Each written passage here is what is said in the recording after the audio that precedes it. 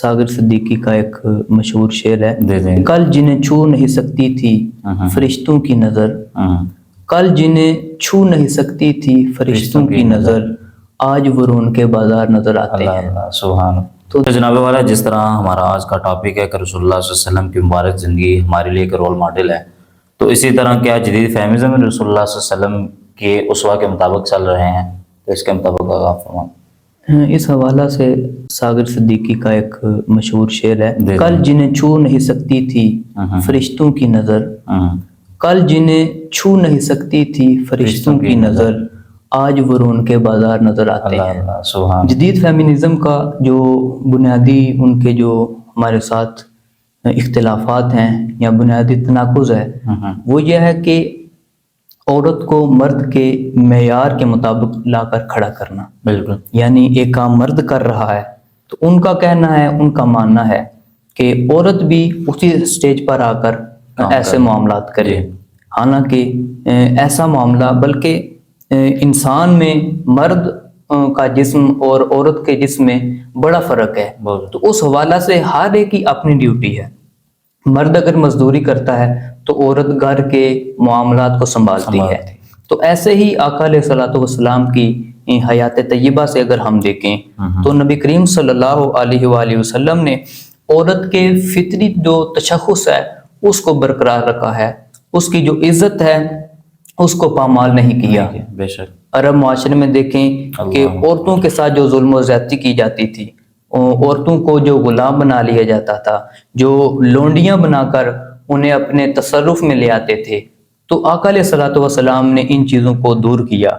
और नबी करीम सल्लल्लाहु अलैहि वसल्लम के साथ जो आपकी घरवालियाँ थी, आपके जो अपनी औलाद थी, उनके साथ आका अलैहिस्सलातु वस्सलाम का क्या मामला था। हज़रत फ़ातिमा रज़ियल्लाहु अन्हा को अल्लाह के नबी ने घर की रहनुमाई भी सिखाई और उसके साथ इल्म और सियासत का मलका भी अता फरमाया। हज़रत उम्मे सलमा रज़ियल्लाहु ताला अन्हा ने जंग में मरहम पट्टी भी की, लेकिन साथ साथ घर की जिम्मेदारियां भी उन्होंने निभाई। साथ देखें कि शिफा बिनते अब्दुल्ला रज़ियल्लाहु अन्हा, उन्होंने मदीना की ख़वातीन को लिखना पढ़ना भी सिखाया। यानी कि नबी करीम सल्लल्लाहु अलैहि वसल्लम की हयात तय्यबा में आप देखेंगे कि आपने एक औरत को तालीम भी दी है, उसको सियासत का मलका भी दिया है और उसको साथ साथ घर की जिम्मेदारियां भी एक शरी पर्दे में रहकर तमाम चीज़ों को पिरोया है। और हज़रत अस्मा रज़ियल्लाहु अन्हा, इनको अल्लाह के नबी ने ज़ातुन नताक़ैन का लक़ब अता फरमाया।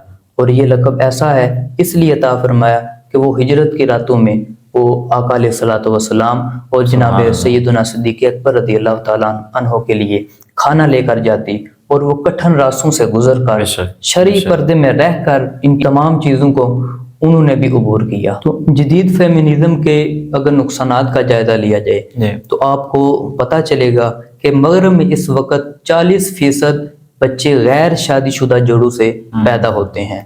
तो हालांकि अल्लाह के नबी ने फरमाया कि शादी मेरी सुन्नत है। और दूसरे नंबर पर देखें कि आजकल हाउस वाइफ को जदीद फेमिनिज्म एक बड़ा कभी अमल समझती है कि वो घर में कैद रहकर इन तमाम चीज़ों को बर्दाश्त कर रही है।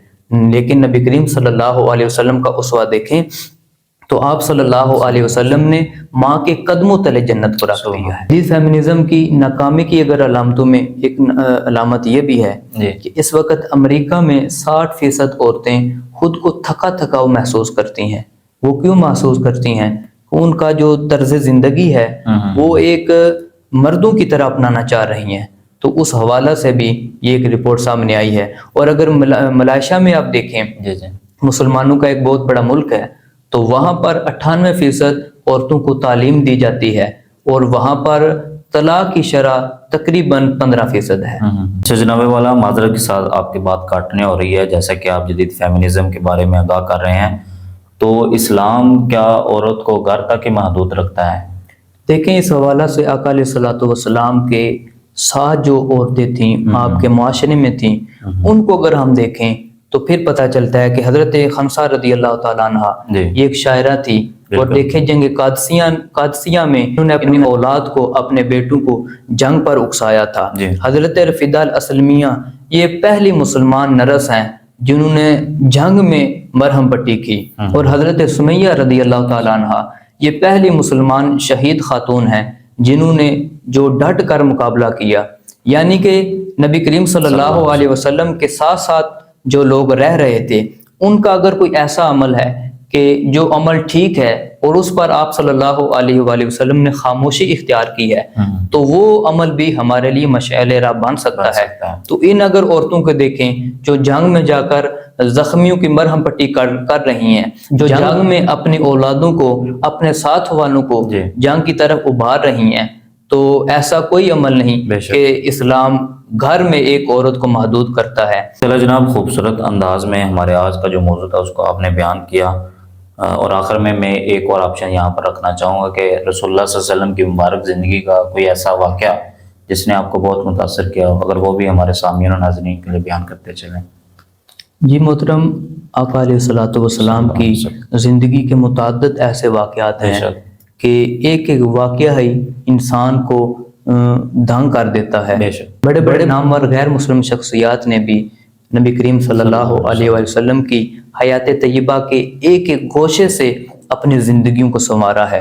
اور یہاں پر میں ایک واقعہ آپ کی گوش گزار کرنا چاہوں گا کہ غزوہ خندق کا جو واقعہ، دیکھیں کہ اصحاب رسول نے ایک ایک پتھر پیٹ کے ساتھ باندھا ہے، اور لیڈرشپ یہ ہے کہ آقا علیہ الصلوۃ والسلام نے 2 پتھر اپنے پیٹ کے ساتھ باندھ کر صحابہ کے ساتھ خندق کی کھدائی کر رہے ہیں۔ برطانوی لیڈر بورس جانسن نے اس نے 2020 میں کہا تھا کہ محمد صلی اللہ علیہ وآلہ وسلم کی قیادت آج کے لیڈروں کے لیے مشعل راہ ہے۔ یہ نبی کریم صلی اللہ علیہ وآلہ وسلم کی زندگی کا بڑا ہی ایک خوبصورت واقعہ۔ بے شک ایسے ہی آقا علیہ الصلوۃ والسلام نے اپنی ساری حیات طیبہ اللہ تبارک و تعالیٰ کے حکم کے ساتھ ایک ایک لمحے کو بڑے خوبصورت انداز میں گزارا۔